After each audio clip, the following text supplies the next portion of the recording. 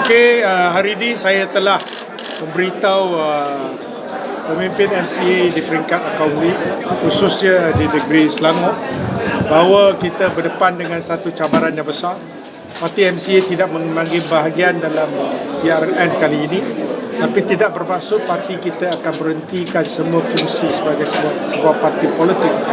Dan pada waktu yang sama kita akan membantu calon Barisan Nasional untuk bergetap dalam PRN kali ini. Itu satu ketetapan yang telah diambil oleh pihak parti di peringkat pusat.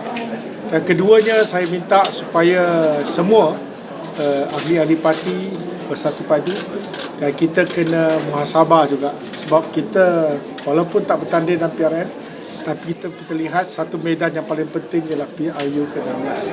Jadi kita harus mempertingkatkan usaha untuk melatih atau menarik lebih ramai remaja, khusus waktu ini adalah pengundi muda untuk memasuki parti. Sebab kita lihat dari segi keahlian MCA, kita perlu satu proses peremajaan yang lebih rancak supaya kita dapat menarik lebih ramai pengundi untuk bersama-sama dengan kita. Dan ini memastikan kesinambungan perjuangan parti kita. Dan saya melihat banyak perkara yang telah kita bangkitkan. Dulu kita jadi kerajaan, orang kutuk kita macam-macam. Jadi apabila kita sekarang bertindak sebagai check and balance, semak dan imbang sebagai sebuah parti politik, kita juga tidak lupa peranan kita. Kalau dalam kerajaan, kita kena membantu rakyat jelata. Dan kalau apa-apa dasar dari segi pelaksanaan tidak sempurna, kita akan bersuara. Kita tidak boleh berdiam diri. Di mana telah saya sendiri lakukan, saya melihat apa juga isu yang akan memberi kesan kepada rakyat, kita akan bersuara dan kita akan terus bersuara.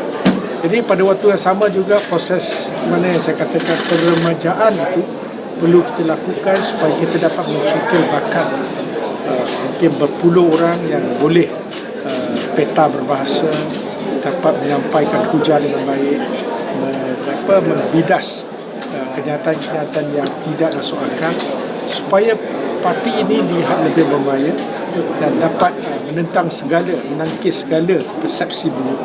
Saya rasa ini satu tindakan yang perlu saya lakukan selepas pemilihan parti kali ini.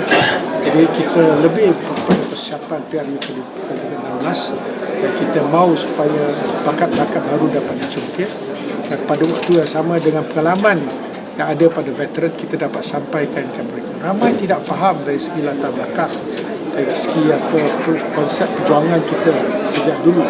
Ada yang tidak tahu pun latar belakang suatu isu.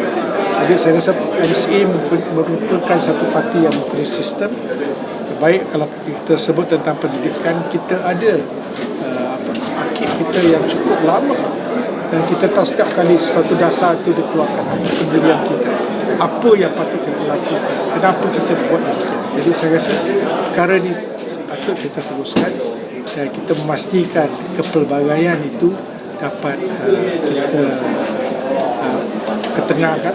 Jadi saya rasa tak kira kerajaan mana melakukan sesuatu yang baik, dan lebih baik dapat kita dahulu, kita akan menunjuk tinggi. Sebab tu saya kata nothing wrong. Sebab yang tak dapat pun kita dapat kembali untuk peruntukan SJKC, SJKT, peruntukan yang diperlukan itu semua ada.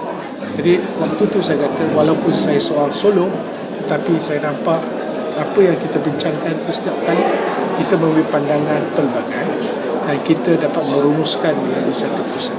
Dan itu dengan pelibatan BN sama sekali. Hampir 1/3 daripada anggota kabinet masa itu adalah dari Barisan Nasional. Jadi saya tak nak dilihat dalam konteks yang berlainan. Ada orang DAP pula cakap macam-macam, kata apa perjuangan dia. Betul lah, waktu tu memang betul. Siapa yang batalkan peruntukan masa itu? Dan saya tak perlu ulangi apa yang berlaku. Tapi apabila dapat orang memberi, kita berasa. Orang dah buat, kita ucapkan terima kasih. Okay?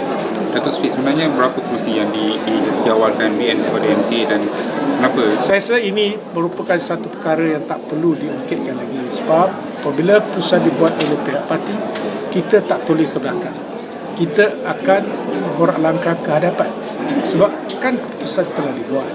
Seperti mana yang saya sampaikan kepada Yang Amat Berhormat Perdana Menteri, kepada Yang Amat Berhormat dan Pengurusi BN, saya dah kata tak apalah, kita dah buat keputusan, pertama kita akan memainkan peranan sebagai parti komponen Barisan Nasional. Dan soal kursi mana, kursi apa, itu sudah tidak penting, kerana menjadi sejarah. Bagi saya, we move on, kita tak perlu tengok balik.